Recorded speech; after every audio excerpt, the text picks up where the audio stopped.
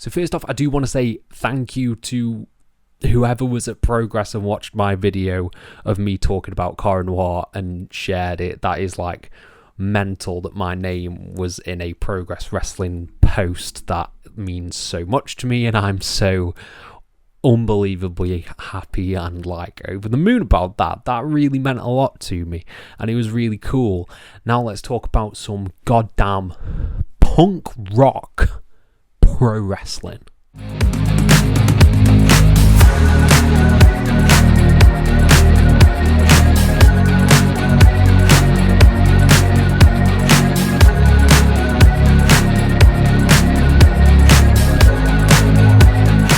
Hello and welcome to FTTR. I am Hugh McQuaid, and today we are talking about Progress Wrestling Chapter 171. History is written by the victors. This is a big old Progress show following on from their All-In weekend show, which is one of my shows of the year. And this had some big hype going into it. We have Eddie Dennis versus Luke Jacobs for the Progress World Championship. We have Cara Noir's return match against Yoshiki Inamura, and so much more. And we'll dive into my thoughts and feelings on the show. It literally finished about 20 minutes ago, so this is hot off the presses. Okay, hot off the presses thoughts. I did not take notes during this show, so it might be a little bit different. No reading off a phone. I'm going off pure instinct, pure emotion, because I just wanted to sit back and enjoy the show. And I'll dive into that in just a little moment. But before we do, please subscribe, please like this video, please comment your thoughts down below. If you're a fan of Progress Wrestling, if you're a fan of Brit Rest, let me know. I'll try to apply to every single one of them, because that's the kind of environment we have around here. Be nice to each other, people, and like what you like. And now let's talk about Progress. So Progress, one of my favourite promotions in the world, and this show, I really, really enjoyed it. It was a really, really good show, some incredible moments on it, a really, really enjoyable show. You can sense there's probably a book coming. There is a book coming. This show is a victim of, I can't remember what show it was. There was a show last year that I watched, another Progress show, and it is in the unfortunate place of following one of my favourite shows of the year. Like, Wrestling Never Sleeps. I was there live. It was incredible. So many matches that I absolutely loved, topped off by the Cara Noir return. That this show had a really insurmountable feat to live up to, taking away those lofty, incredibly high bar that Progress had to jump over. This was an incredibly enjoyable show. From top to bottom, I thought everything on the card was really good. I think so many stories were furthered throughout this show. And yeah, I just had an absolute blast watching it. Was it the best show of the year? No. Wrestling Never Sleeps does take that crown. But this was incredible action, incredible character work, an incredibly paced show as well. Yeah, this is one that you should really, really check out. It's a perfect, like, double sandwich, if you will. It's perfect, like, you watch Wrestling Never Sleeps and then you watch this. That's a nice double feature right there. So we're going to dive into everything that happened on the show, from angles to matches.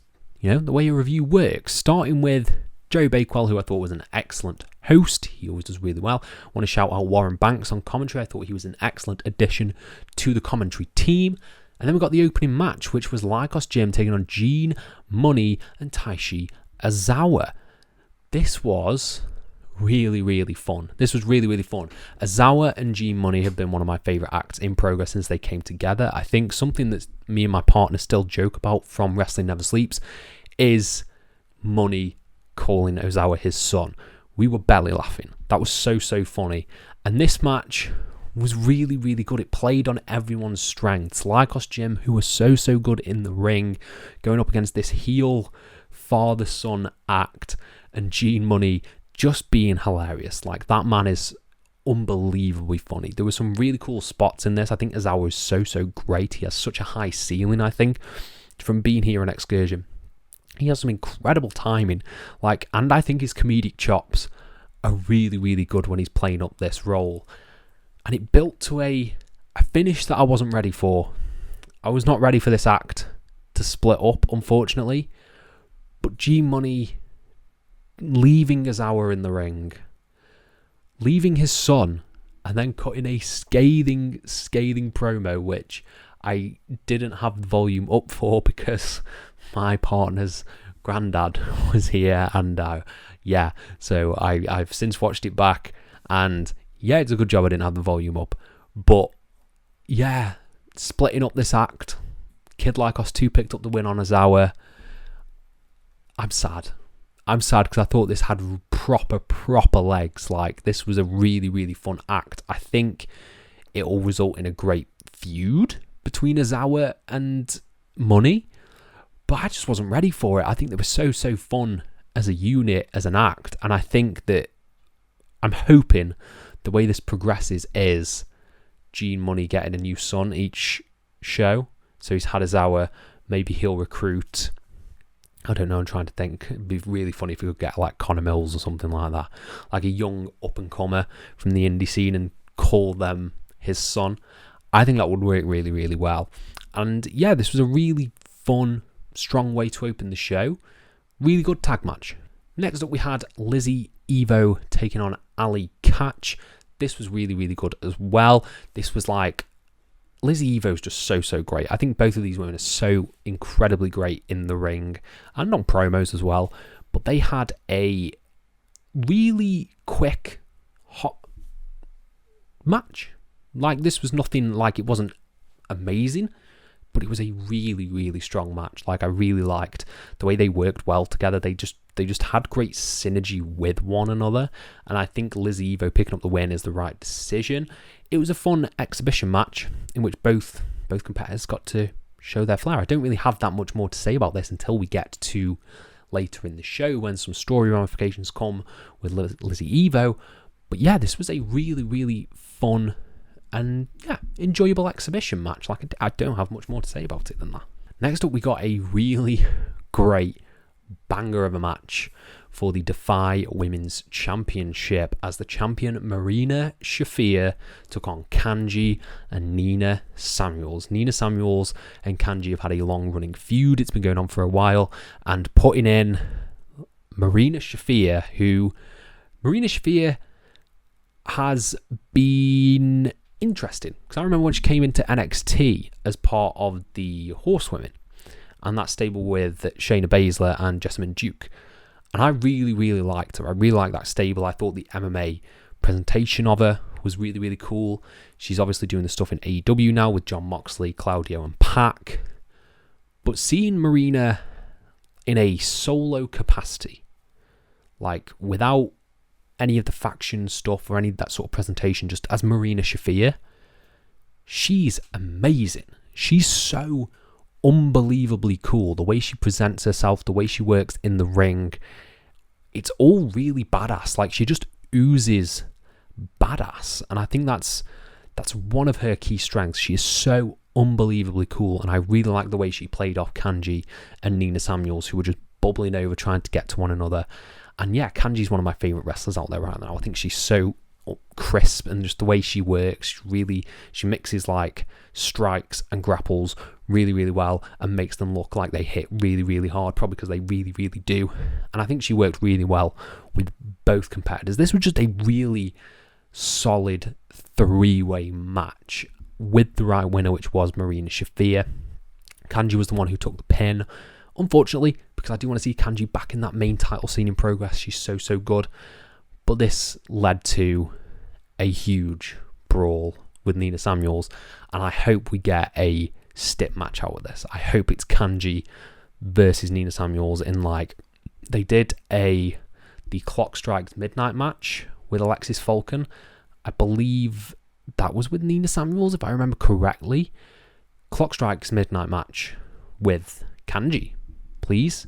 Let's have a really cool no DQ scrap between these two. It's a blood feud that has been really well heated up, and I think it would work really well with some sort of stip like that, a really hardcore, brutal stip. I think they've built it to the point now where we can get that, and I'd be insanely excited to see it. I think it would be a great match, and this was a really awesome three-way. So I've thought about this since the show finished. I was like, what was my match of the night?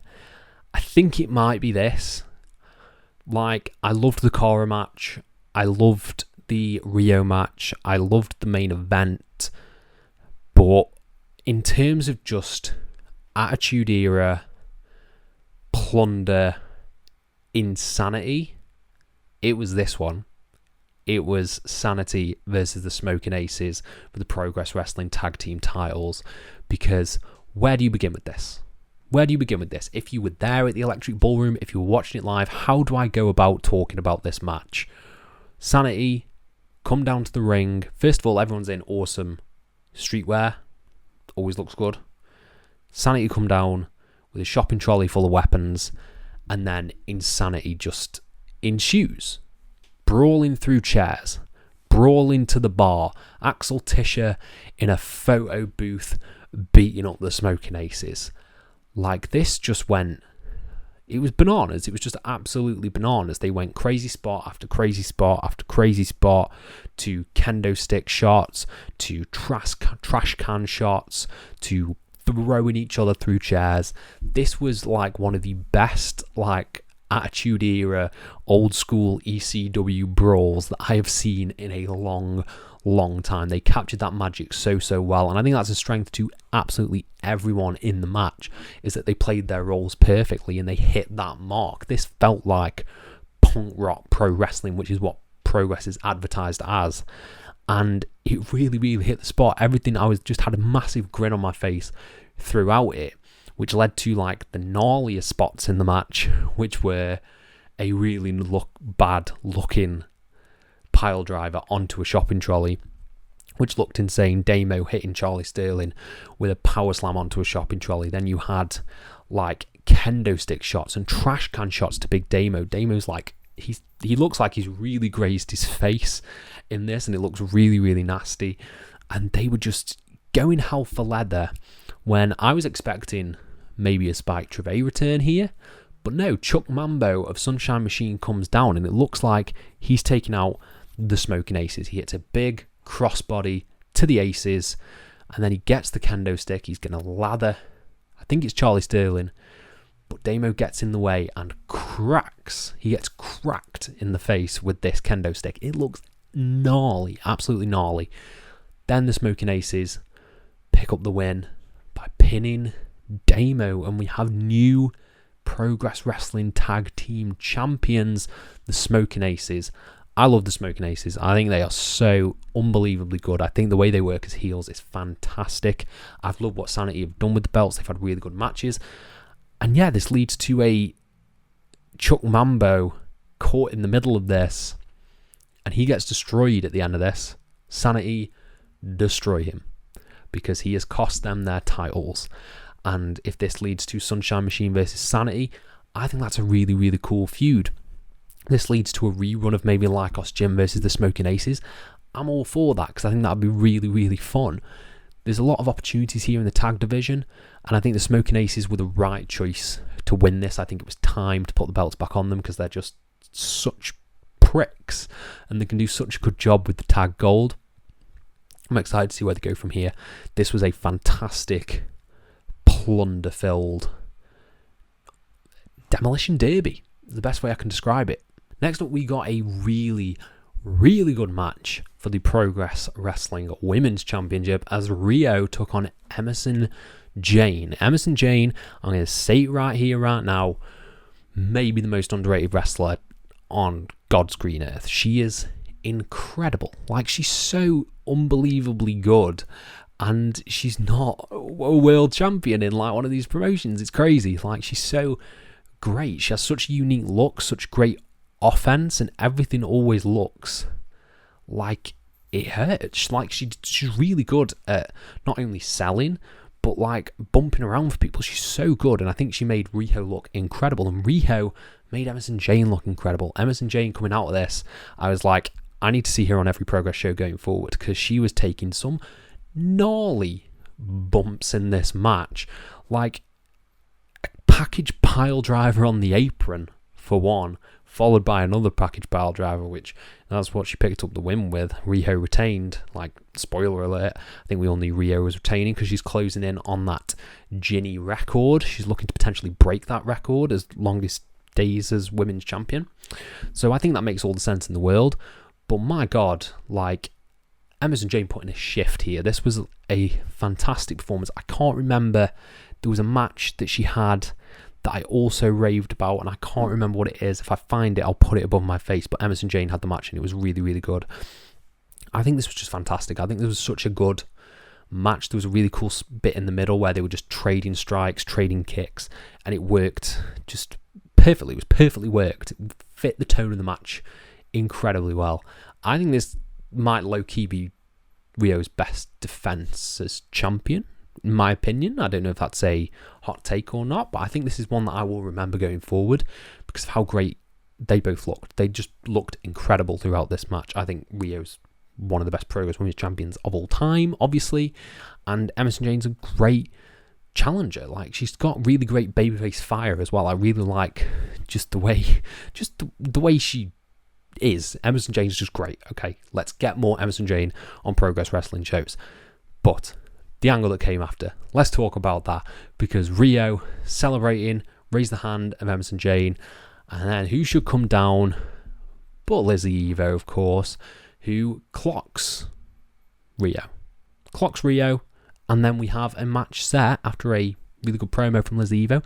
We have a match set for the next show, which is Werewolves of London. I believe the show is called. I think we may be looking at a new Progress Women's Champion. I think Lizzie Evo, it might be time to pull the trigger on. I think she's that good. But yeah, my heart will be in my mouth for this one because I don't know who's going to come out on top of that. I think it'll be interesting. And yeah, really, really good. Really love this match. Next up, we got a really unique sprint of a match for the Proteus Championship as Paul Robinson defended against Connor Mills. Now, this was knockout rules, and I want to give props to the commentary on this match. They did some really, really clever and unique calls aimed with what was told in the match. Particularly, this match was won by knockout, and you could only win by knocking your opponent out. There was a sequence in which Paul Robinson rolled up Connor Mills. I don't know if that was intentional, whether it was a mistake, sort of instinct, but the way it was played on commentary, like, oh, he's had his bell rung because Connor Mills has been going for the knockout shot the entire match. Like, he doesn't know where he is. Romo is, like, struggling here. And I thought that was really, really well worked. I really liked the way the commentary played up on that. And yes, this was full of people kicking each other in the head because they were trying to knock each other out. Mainly insane stomps from Paul Robinson and, like, just knockout shots from Connor Mills. They beat the piss out of each other. It's a Paul Robinson match. Of course they beat the piss out of each other. And I think the way they framed it with this knockout stipulation also worked really, really well. And yeah, it was a killer knockout blow from Paul Robinson who got the win. I was expecting that. I wasn't expecting Connor Mills to win here. But yeah, I want to see more of Connor Mills. I think he's great. I think he could easily fit into the World Championship scene going forward. He's so unbelievably good. And then yeah, Robbo celebrating in the ring, holding his title aloft, when who should come out but Simon Miller. Simon Miller, who looks like the third evolution Pokemon from Paul Robinson. He is the Charizard to Paul Robinson's Charmander. Don't show them that clip because I'm scared. But yeah, they had a stare down. They had a promo off. Well, Simon Miller cut a promo, called him a small, angry man, which, not wrong. And then, yeah, Simon Miller lays down a challenge, drops Paul Robinson, and we have a match set for the Proteus Championship. Simon Miller versus Paul Robinson. That is a match that I never thought I would see, but we're getting it. And yeah, this sounds fun. I can't wait to see where we go from here. The Proteus division is a unique division. I like them choosing the steps. I'm excited to see where we go from here. Then we're here. Third to last match. Yoshiki Inamura versus Cara Noir. Cara Noir's first match back. You know I was excited about this because I did a video on it. This was awesome. This was so good as like a reintroduction to Cara Noir, to Cara Noir's character, to the moveset of Cara Noir, and how Cara Noir acts in the ring. This was a perfect reintroduction. They played off the leg injury. They played off sort of the hesitation, the ring rust. I really liked that. You had a sequence where Cara Noir was going to do a suicide dive, stopped himself because he was unsure. You had a repeat of the spot that broke Cara Noir's foot, and Cara Noir sort of shrugs it off. There was so much interesting character work going on here. It was almost like Noir was building up to that final sprint, and I think it'd be interesting to tell that story. It was told throughout this match. I definitely got that this is sort of Cara Noir adjusting to being back.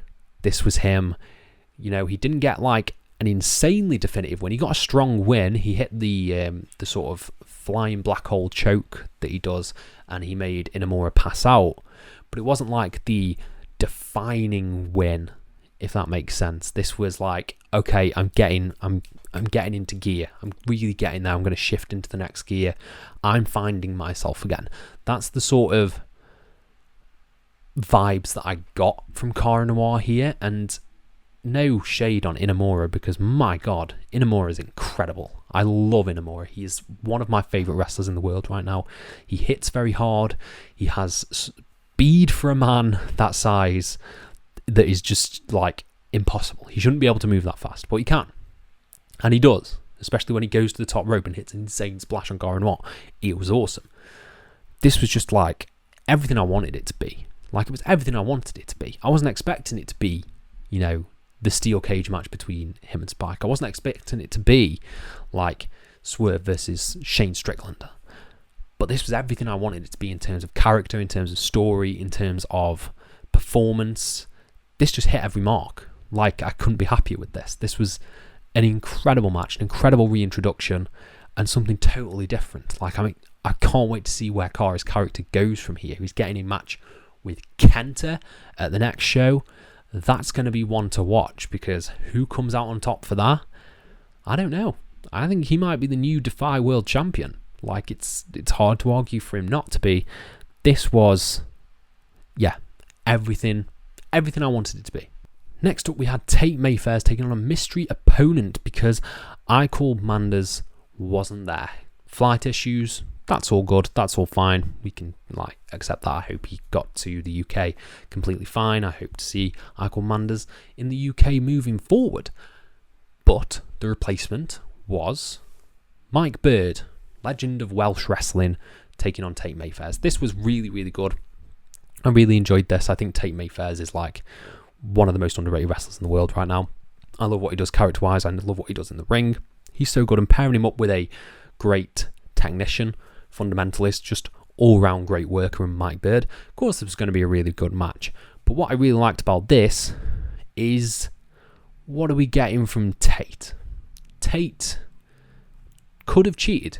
He could have cheated. He could have used the brass knucks, but opted against it and gave them to the referee. He still got the win. Most people, like most wrestling matches, that would probably be a loss for Tate Mayfair's, but he still picked up the win over Mike Bird, keeping Tate Mayfair's looking strong.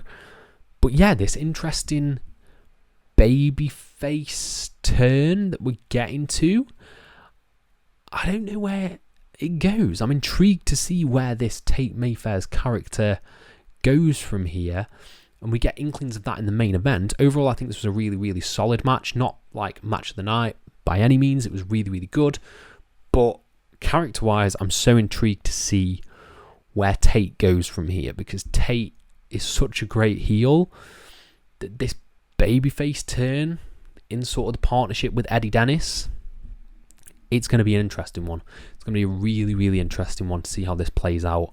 And we'll talk about it right now as we dive into the main event. So the main event, Luke Jacobs defending the Progress Wrestling World Championship against Eddie Dennis, was really, really good. This was like everything you expect from a Luke Jacobs match. It was hard hitting. It had no selling. It had insane bumps, insane chops, everything you could want. A really great sequence where they both no-sold German suplexes, but the peppering in here was the Tate stuff. So Tate Mayfair's comes down in the middle of the match and he's got a towel. He has got a towel. He is ready to throw in that towel for Eddie Dennis. We're like, Tate, we've seen you not be trustworthy. How do we know where you're going here? And then Tate gets clocked by Luke. Tate gets clocked again by Eddie Dennis because he gets thrown into him. And there's a big old ref bump as well. In the ref bump, Luke Jacobs goes out to the ring. He hits two consecutive low blows on Eddie Dennis. Goes to the ring and gets a chair. He's going to hit Eddie Dennis with the chair. When Tate comes in, takes the chair away from Luke, gives the chair to Eddie Dennis and low blows Luke Jacobs, and Eddie Dennis swings that chair, cracks Luke right in the face for an insane near fall. That one had me like, oh my god, they're actually going to do it. Luke's losing the title here. No. You had a great near fall after that when Eddie Dennis hit like the final cut. I can't remember what he calls it off the top of my head, but he hits the final cut, and that was awesome as well. Really great near fall there. But then you have Tate on the outside. The referee is up now, and Luke is just wailing on Eddie Dennis. Defiant till the end. Eddie Dennis is just, he's fighting through it. He's getting clocked in the back of the head, clotheslines to the back of the head, power bombs, lariats. He's being destroyed when Luke gets him up for a curb stomp, has his foot on the back of his head, and Tate Mayfair throws in the towel. Throws in the towel for Eddie Dennis, and Luke does it anyway, because he's a bastard. And then you have Tate get into the ring, consoling Eddie Dennis, Luke celebrating with the championship, as Eddie Dennis and Tate Mayfair make their way to the back, and sort of the anger, annoyance, however you want to call it, sort of lingering with Eddie Dennis, and this uneasy thing he's got going with Tate, and Luke celebrating in the ring, capping off the show.